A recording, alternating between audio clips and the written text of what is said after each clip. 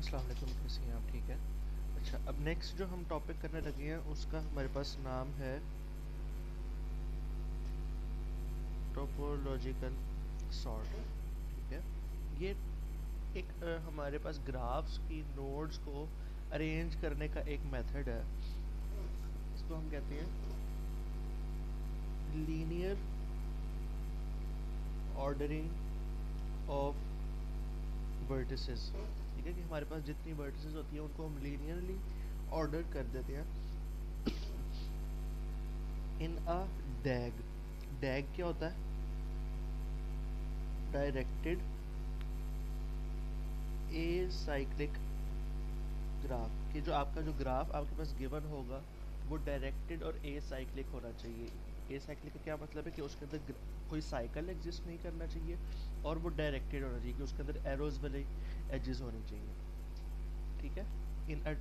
हम नोड्स को linearly order करते हैं such that for every node या every edge u to v, कोई भी ऐसी एज जहाँ पे u से v एक आपके पास एज जा रही है, u comes before v in the order.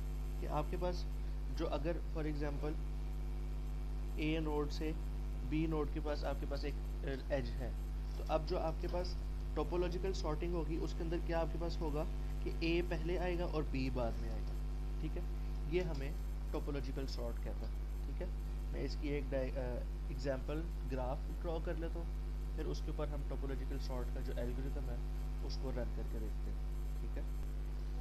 अच्छा, तो ये मैंने एक अपने पास ग्राफ बना लिया और अभी देखिए कि मैंने कुछ एल्गोरिथम के स्टेप्स लिखे हैं।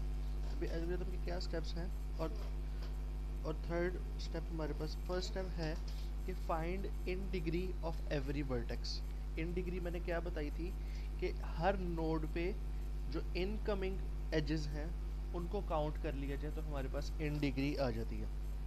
ठीक है, तो इसकी इन डिग्री कैसे कैलकुलेट की जाएगी कि अगर हम p की बात करें तो p के ऊपर कोई इनकमिंग एज नहीं है, तो p की इन डिग्री 0 है हमारे पास।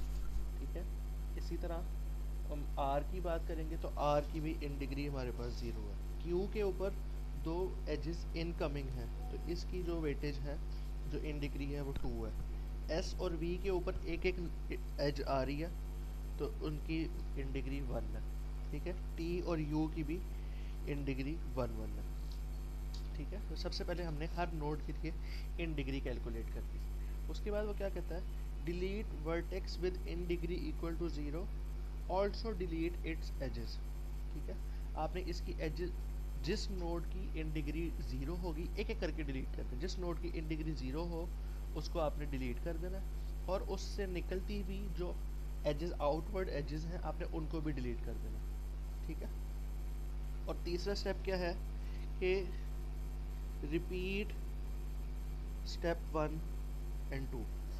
ठीक है, आपने इस स्टेप को रिकर्सिवली करना है। ठीक है, तो अब क्या करना है, हमने सबसे पहले इन डिग्री कैलकुलेट कर ली है। अब हमारे पास p और r दो नोड्स हैं जिनकी इन डिग्री 0 है। ठीक है, तो मैं एक एक करके इनकी इन डिग्री को, इन नोड्स को डिलीट कर दूंगा। ठीक है, ये मैंने नोड को डिलीट कर दिया और ये इसकी एज भी डिलीट होगी। ठीक है, तो इसकी जो इन डिग्री, अच्छा ये डिलीट हो गया, अभी इसको आप पूरी समझें। ठीक है, फिर यहाँ पे भी आपके पास ये 0 है तो आपने इस नोड को भी डिलीट कर दिया। ठीक है, और इसकी वर्टेक्स को भी डिलीट कर दिया। तो पहले ये 2 से 1 हुआ, फिर 1 से 0 होगी। ठीक है, अब आपने दोबारा, आपने पहले ये किया फिर ये किया फिर दोबारा इन डिग्री कैलकुलेट की, तो अब q की इन डिग्री 0 हो गई है, एस वी क्यू टी इन सब की इन डिग्री सेम है। ठीक है, तो अब आपके पास q की जो इन डिग्री है वो 0 है, तो अब आपने इसको डिलीट, अच्छा जो सबसे पहले जो आपने ये जो मैं मिस कर गया, सबसे पहले जो 0 थी उसको जब आपने डिलीट किया तो आपने अपने पास लिख लिया। फिर सेकंड पे जिसकी 0 थी उसको डिलीट किया और अपने पास लिख लिया। फिर आपके पास q था, q को डिलीट किया, q को अपने पास लिख लिया। ठीक है, उसके बाद अब जब आपने q डिलीट किया तो s और v की भी इन डिग्री अब आपके पास 0 हो गई है। ठीक है, s और v की इन डिग्री भी 0 हो गई। तो अब आप ये एजेस भी डिलीट हो गई हैं। ठीक है, आपने s को डिलीट किया, यहाँ पे लिख दिया। एस को जब डिलीट किया तो आपके पास यू की वैल्यू भी ज़ीरो होगी, ठीक है। अब आपके पास ऑप्शन है कि आपने यू को पहले प्रोसेस करना है या वी को पहले प्रोसेस करना है। इसके अंदर आपके पास कोई ऑर्डर रखने की ज़रूरत नहीं है, हम पहले यू को कर लेते हैं। तो आपने यू को भी डिलीट कर दिया और यहाँ पे यू को मार्क कर दिया। फिर आपके पास वी है, आपने वी को डिलीट किया और यहाँ पे लिख दिया। फिर आपके पास टी की इन डिग्री भी ज़ीरो हो गई है, आपने इसको भी डिलीट कर दिया, ठीक है। कि आपके पास क्या आ गया, इसको हम कहते हैं टोपोलॉजिकल ऑर्डर या सॉर्टिंग, ठीक है। हमने नोड्स को टोपोलॉजिकली सॉर्ट कर दिया। अगर इसको देखा जाए इस रूल के मुताबिक, ये था कि यू वी की एज अगर हो तो यू कम्स बिफोर वी। आप किसी भी एक नोड को उठा के देख लें, अगर हम आर और क्यू की बात करें तो हमारे पास क्या एज थी, आर ऊपर था और नीचे उसके क्यू था। तो यहाँ पे भी आर पहले आ रहा है, क्यू बाद में आ रहा है। इसी तरह क्यू पहले आ रहा है, फिर उसके बाद एस और एस बाद में आ रहा है और वी यहाँ पे आ रहा है। फिर इसी तरह एस के बाद यू आ रहा है, वी के बाद टी आ रहा है, ठीक है। तो इसके अंदर जो है, इसके अंदर भी हमारे पास जो ऑर्डर है वो डिफ्रेंशिएट कर सकता है डिपेंडिंग अपॉन कि हम किस सीक्वेंस के अंदर इन चीज़ों को आपस में यहाँ से लेके चले। कि लाइक जैसे मैं यहाँ पे एस के बाद मैंने यू को डिलीट कर दिया था, हालांकि मेरे पास वी भी जो था वो भी ज़ीरो था। तो अगर मैं एस के बाद यू को ना करता, वी को करता, तो यहाँ पे एस के बाद टी आ जाता। फिर यू और वी के अंदर भी मेरे पास ऑप्शन होती है कि मैंने किसको पहले प्रोसेस करना है, ठीक है। तो ये था हमारे पास टोपोलॉजिकल सॉर्ट। इसकी जो एप्लीकेशन है, इसकी एप्लीकेशन इस तरह की चीज़ों में होती है कि जहाँ पे आपने एक चीज़ सुनी होगी कि हम एक ग्राफ बनाते हैं, प्रोसेस ग्राफ होता है जिसमें हमने टाइम एस्टिमेशन लेनी होती है। तो जब हमारे पास डिफरेंट प्रोसेसेस होते हैं तो हमने कुछ स्पेसिफाई करना होता है कि कोई कुछ ऐसे प्रोसेसेस होते हैं जिनका एक सीक्वेंस में होना ज़रूरी है। तो उस सीक्वेंस को आइडेंटिफाई करने के लिए कि कौन से ऐसे प्रोसेसेस हैं जिनका एक सीक्वेंस में होना ज़रूरी है, उस चीज़ के लिए हम जो है ना ये टोपोलॉजिकल सॉर्ट का एल्गोरिथम यूज़ करते हैं, ठीक है। इसके बाद हम देखते हैं नेक्स्ट जो हमारे पास है वो है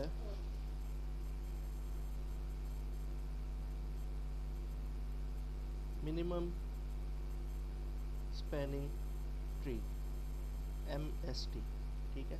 इसके अंदर हमने क्या होता है, इसमें हमने एक नोड से लेके दूसरी नोड तक इस तरह का पाथ निकालना होता है, या हमने एक इस तरह का पाथ आइडेंटिफाई करना होता है अपने पूरे ट्री ग्राफ के अंदर जो कि मिनिमम कॉस्ट लेगा, ठीक है। जिसमें हमारी सारी नोड्स विजिट भी हो जाए और वो मिनिमम कॉस्ट भी ले लें, ठीक है। मिनिमम कॉस्ट हो सकता है, मिनिमम टाइम हो सकता है। बेसिकली जो हमारे पास एजेस होते हैं उनके वेट के अकॉर्डिंग ये काम करता है, ठीक है। तो इसके लिए हमारे पास दो तरह के एल्गोरिथम्स हैं, एक है प्रिम्स और दूसरा है क्रूस्कल, ठीक है। ये दोनों ही एल्गोरिथम्स की हम एप्लीकेशन अभी देखते हैं कि किस तरह से हम इन एल्गोरिथम्स को प्रोसेस करते हैं, ठीक है। अच्छा जी, सबसे पहले जो हम करने लगे हैं वो है हमारे पास प्रिम्स एल्गोरिथम, ठीक है। ये प्रिम्स एल्गोरिथम क्या कहता है, इसके लिए मैं एक ग्राफ बना लेता हूँ, उस ग्राफ के ऊपर हम इस एल्गोरिथम को रन करके देखते हैं। ओके, तो ये हमारे पास एक ग्राफ मौजूद है, अनडायरेक्टेड वेटेड ग्राफ है, ठीक है। डायरेक्शनल एजेस हमारे पास नहीं है, बट हमारे पास वेटेड एजेस हैं, जिसके अंदर आपको ये नज़र आ रहा होगा, यहाँ पे 7, 12, 8, 7, 8, 3, 10, 3, 5, 6, 1 और 6 आपके पास अवेलेबल है, ठीक है। अब इसके अंदर करना क्या है, आपको कोई भी एक नोड दी जाएगी, ठीक है। उस नोड से आपने स्टार्ट करना है और उस नोड से आगे चलते चलते आपने सारी नोड्स को विजिट करना है यूजिंग द मिनिमम कॉस्ट, ठीक है, कि आपकी मिनिमम कॉस्ट लगनी चाहिए, ठीक है। तो लेट सपोज हम बी से स्टार्ट करते हैं, ठीक है। तो सबसे पहले हम यहाँ पे बी से आए। अब जब हमने बी से निकलना है तो बी से निकलते हुए हमने देखना है कि हमारे पास बी से दो एजेस निकलने, एक ये 1 वाली एज है और एक 6 वाली एज है। इसमें से हमने मिनिमम कॉस्ट वाली एज ले ली, ठीक है। मिनिमम कॉस्ट वाली एज कौन सी है हमारे पास, ये बी से ए वाली है, ठीक है। तो बी से ए पे मैं जाऊंगा तो मेरी 1 कॉस्ट लग जाएगी, ठीक है। अब मैं ए पे जा रहा हूँ, ए पे आ गया हूँ। अब ए से आगे मैंने, अच्छा अब जब ए से आगे मैंने देखना है तो मैंने ए से निकलती हुई एजेस भी देखनी है और जो नोड्स मैं विजिट कर चुका हूँ उनसे निकलती हुई एजेस भी देखनी। इसका क्या मतलब हुआ कि जो ये वाली एज है मैंने इसको भी देखना है, मैंने ये इस वाली एज को भी देखना है और इस वाली एज को भी देखना है। ये वाली एज तो मैं ऑलरेडी यूज़ कर चुका हूँ ना, इसको दोबारा यूज़ नहीं कर सकता मैं। ठीक है, तो इन 3 एजेस में से मैंने मिनिमम वाली एज लेनी है। ठीक है, तो मिनिमम वाली एज मेरे पास कौन सी है? मिनिमम वाली एज मेरे पास ये 5 वाली, क्योंकि ये भी 6 है ये भी 6 है, ये मैं नहीं लूँगा। तो 5 की कॉस्ट लेके मैं चला जाऊँगा डी पे और मेरे कॉस्ट आएगी 5। ठीक है, ये मेरे पास कॉस्ट आ गई। उसके बाद ये मेरे पास एक वेटेज मिस हो गई है, मैं वो वेटेज 1 मिनट लिख लूँ। ठीक है, ये डी की एज मिस हुई हुई थी मेरे पास, वो मैंने लिख ली। ठीक है, अब जब मैं डी पे आ गया हूँ, अब मैंने ये वाली एज यूज़ कर ली, ये वाली एज मैं यूज़ नहीं कर सकता। ठीक है, ये वाली और ये वाली एज यूज़ कर ली। मेरे पास अवेलेबल एजेस अब कौन सी हैं? मेरे पास एक ये वाली एज अवेलेबल है, एक ये वाली एज अवेलेबल है, एक मेरे पास ये एज अवेलेबल है और ये वाली एज अवेलेबल है। ठीक है, जिन जिन नोड्स को मैंने विजिट कर लिया उनसे आगे निकलने वाली सारी एजेस जो हैं मेरे पास अवेलेबल है। ठीक है, तो अब मैं देखूंगा इसमें मेरे पास मिनिमम कौन सी है। तो इसमें मेरे पास जो मिनिमम एज है वो ये वाली है, क्योंकि एक 10 है, ये 2 है, ये 6 है, ये 6 है, तो मेरे पास सबसे जो मिनिमम है वो 2 वाली है। ठीक है, ये F को मैंने विजिट कर लिया और ये 2 मैंने वेटेज ले ली। ठीक है, अब मैं F पे आ गया। F पे आके अब मैंने दोबारा एजेस देखनी है कि मैंने कौन सी यूज़ कर ली। ये वाली एज यूज़ हो गई है। अब मेरे पास ये 10 भी अवेलेबल है, 8 अवेलेबल है, 3, 6 और 6, तो मैं ये 3 वाली अवेलेबल यूज़ करूँगा। तो ये चीज़ आ गई। ठीक है, 3 कॉस्ट ले ली। अब मैंने ये वाली नोट भी यूज़ कर ली। अब सी पे हूँ, अब सी से 6 वाली मेरे पास अवेलेबल है, ये वाली 6 अवेलेबल है, ये 7 अवेलेबल है और ये 10 अवेलेबल है और ये 8 अवेलेबल है। ठीक है, तो मैंने मिनिमम कौन सी लेनी है? मिनिमम मेरे पास ये 7 है, तो मैं 7 लूँगा। सी से ई पे चला जाऊँगा, कौन सी कॉस्ट लेके 7 की, और इसको मैं अपडेट करूँगा। मेरे पास ये 6 वाली भी हालांकि अवेलेबल है, बट ये वाली नोड मैं ऑलरेडी विजिट कर चुका हूँ, तो इस नोड पे अब मैं दोबारा नहीं जाऊँगा। तो ये वाली नोड्स भी अब मेरे पास काम की नहीं रही, क्योंकि ये ऑलरेडी नोड विजिट हो चुकी है। ठीक है, तो अब C6 से मैं ई पे आ गया हूँ। मैं इसको थोड़ा सा ऊंचा कर देता हूँ।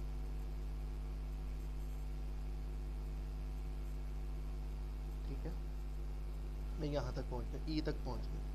अब ई पे पहुँचने के बाद मेरे पास कौन कौन सी एजेस हैं? मेरे पास ये 10 वाली एज अभी भी मौजूद है, ये 8 वाली एज मौजूद है और ये 12 वाली एज मौजूद है। ये 3 एजेस हैं जो मैं यूज़ कर सकता हूँ। तो मैं 12 वाली तो नहीं लूँगा, 8 वाली लूँगा। तो अब 8 वाली एज लेके मैं चला जाऊँगा एज के ऊपर। ठीक है, और मेरे पास ये कॉस्ट आ जाएगी। ठीक है, ये वाली एज भी यूज़ हो गई। ठीक है, अब इस एच से, अब जब आप एच पे आ गए तो एच पे भी आपके पास एच या एच आपके पास ये वाली एज मौजूद है, ये 7 मौजूद है, 8 मौजूद है, डी की 10 वाली मौजूद है, 7 आपके पास मिनिमम है। तो यहाँ से आप ये वाली लेके जी पे चले गए 7 पे। ठीक है, जब आप 7 पे चले गए, अब आपके पास जी पे आके ये 10 वाली मौजूद है, 3 वाली मौजूद है, एच से आगे ये 8 वाली मौजूद है, ये वाली यूज़ हो गई। तो ऑब्वियसली आप ये 3 वाली एज लोगे और जी से आगे आई पे चले जाओगे। ठीक है, ये इस तरह से आपका एल्गोरिथम रन करता है। तो आपके पास ज़रूरी नहीं है कि आप इसको मतलब जिस फ्लो में ये आपके पास ग्राफ बना हुआ था बिल्कुल उसी शेप का आप ग्राफ बनाओ, बट अगर उस शेप का ग्राफ बना लो तो आपको अंडरस्टैंडिंग बेहतर हो जाती है और आपको जो है ना एल्गोरिथम समझ अच्छा आ जाता है। ठीक है, ये था प्रिम्स एल्गोरिथम।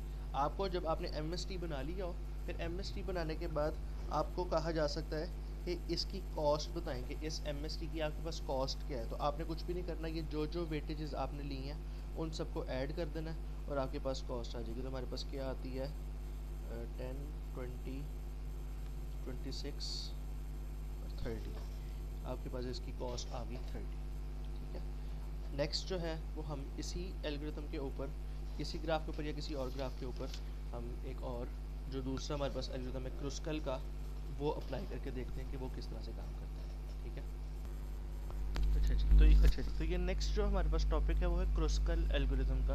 क्रुस्कल एल्गोरिथम हमें क्या कहता है इसको अच्छा, क्रुस्कल और प्रिम्स जो एल्गोरिथम्स हैं, ये दोनों एल्गोरिथम्स हमें सेम ही आउटपुट देते हैं।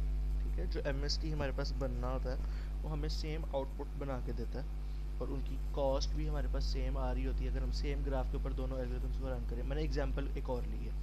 ठीक है, अब इसको करने का तरीका थोड़ा सा डिफरेंट है। प्रिम्स के अंदर क्या डिफरेंस था कि प्रिम्स के अंदर ये होता है कि आप एक नोड से चलते हो और आहिस्ता आहिस्ता आहिस्ता आपका ट्री ग्रो होता जाता है। ठीक है, Aahista Aahista step by step edges बनती जाती हैं। क्रुस्कल के अंदर वो क्या कहता है कि आपने सबसे पहले जितनी भी आपके पास एजेस है ना, उनके अकॉर्डिंगली आप एक मिन हीप बना लो।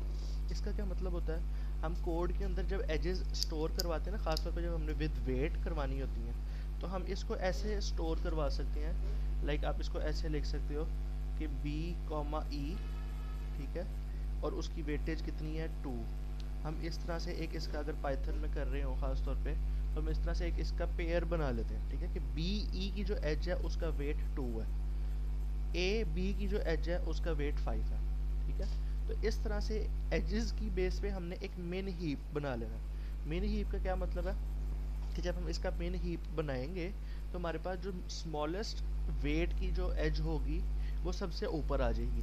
ठीक है, स्मॉलेस्ट वेट की जो एज है वो सबसे ऊपर आ जाएगी, और हम एक एक करके स्मॉलेस्ट एजेस लेते जाएंगे उससे। ठीक है, स्मॉलेस्ट एजेस हमने लेते जाना है, फिर और जो एज हमारे पास आती जाए वो एज हमने क्रिएट कर देनी है। ठीक है, तो इसको अगर हमने अपने पास 100 बनाना हो तो हम इसको कैसे बनाएंगे, हम यहाँ पे विदाउट एजेस इस ग्राफ को ड्रॉ कर लेंगे। ठीक है, B C D E F G. ठीक है, ये आपके पास ग्राफ आ गया। अब आपने क्या करना है, आपने सबसे जो ये जो आपके पास एजेस हैं, आप इसको वर्बली भी कर सकते हो। मैंने ही वाली लॉजिक तो जब हमने कोड करना है उस वक्त के लिए है, बट अगर हम कोड नहीं कर रहे, सिर्फ हम इसको अपने पास प्रैक्टिकली सॉल्व करके देख रहे हैं, तो हम क्या करेंगे, हम जो सबसे स्मॉलेस्ट एज है उसको निकाल लेंगे। हमारे पास सबसे स्मॉलेस्ट एज कौन सी, ये 2 वाली है। हम इस एज को कनेक्ट कर देंगे और इसको वेट दे देंगे। ठीक है, 2 हमारे पास इसका वेट आ गया, ये वाली एज यूज होगी। ठीक है, उसके बाद हमारे पास कौन सी एज है, हमारे पास स्मॉलेस्ट वैल्यू कौन सी है 3 की एक एज ये है, एक एज ये है। हम दोनों ले लेंगे। पहले हम कोई भी किसी भी ऑर्डर में आप ले लें, आप इसको कनेक्ट कर दिया और ई से एफ को कनेक्ट कर दिया। ठीक है, ये आपके पास 2 एजेस कनेक्ट हो गई। ठीक है, इनको मार्क कर दें कि हमने ये वाली एजेस यूज़ कर ली। ठीक है, उसके बाद वो क्या कहता है, अब 3 निकल गया, अब 4 की बारी है। स्मॉलेस्ट एज कौन सी है, 4 वाली। एक 4 वाली ये है, एक 4 वाली ये है, एक 4 वाली ये है। सबसे पहले मैं इसको कनेक्ट कर देता हूँ। ठीक है, 4 वाली एज आपके पास आ गई। अब आपके पास इसमें से कोई सी भी एक आप ले लेनी है। ठीक है, तो मैं फॉर एग्जांपल मैं ये ई से जी वाली ले लेता हूँ। ठीक है, तो अगर मैं ई से जी वाली एक ले लेता हूँ तो यहाँ पे मेरे पास वेटेज इसकी 4 आ गई। ठीक है, अभी भी अगर मैं हीप से निकालूंगा तो ये वाली हीप से निकल गई है, ये वाली हीप से निकल गई। हीप के अंदर अभी ये वाली तो पड़ी भी है, बट अगर मैं ये वाली एज लगा दूंगा तो यहाँ पे साइकिल क्रिएट हो जाएगा। ठीक है, एमएसटी के अंदर साइकिल नहीं आना चाहिए। ठीक है, तो इस एज को मैं वैसे ही इग्नोर कर दूंगा। ठीक है, कि ये एज हमें ऐड करने की ज़रूरत नहीं है, क्योंकि अगर मैं इसको ऐड करूँगा, अगर मैं इसको यहाँ पे ऐड करता हूँ तो मेरे पास एक साइकिल बन जाएगा, तो साइकिल नहीं हमने आने देना। ठीक है, ये वाली एज इग्नोर हो गई। अब हमारे पास कौन सी रह गई, हमारे पास मिनिमम वैल्यू कौन सी आएगी 5 की।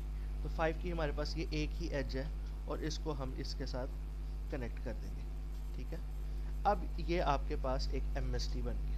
ठीक है, यूजिंग क्रुस्कल्स एल्गोरिथम। तो क्रुस्कल्स एल्गोरिथम क्या कहता है कि आपका जब ग्राफ बन रहा होता है, क्रुस्कल जब एमएसटी आपका बन रहा होता है, मिनिमम स्पैनिंग ट्री आपका बन रहा होता है, तो आपका जो ड्यूरिंग जब प्रोसेस ड्यूरिंग द एल्गोरिथम होता है, तो आपके स्मॉल चंक्स ऑफ ग्राफ्स होती हैं कि एक सेपरेट डिसकनेक्टेड ग्राफ की हमने एग्जांपल सुनी थी, तो वो उस तरह से होता है। ठीक है, बट जब हम उसको कंप्लीट कर लेते हैं तो हमारा वो ग्राफ पूरा हो जाता है। ऑन दी अदर हैंड जब हमने प्रिम्स किया था उसमें क्या था कि एक फ्लो के अंदर आपका पूरा ग्राफ बनता है। इसमें फ्लो के अंदर नहीं बनता, एक एज आपकी कहीं पे बन जाएगी, एक एज आपकी कहीं बन जाएगी, एक एज कहीं बन जाएगी, ठीक है। इसको हम कहते हैं क्रुस्कल्स एल्गोरिथम, ठीक है। आई होप ये 3 एल्गोरिथम्स आपको समझ आए होंगे। ग्राफ्स का एक एल्गोरिथम रह गया शॉर्टेस्ट पाथ वाला, वो इसके बाद नेक्स्ट वीडियो में मैं आपको रिकॉर्ड करके अपलोड करता हूँ, ठीक है। Thank you so much. कोई क्वेश्चन हो इससे रिलेटेड तो मुझे आप पूछ सकते हैं।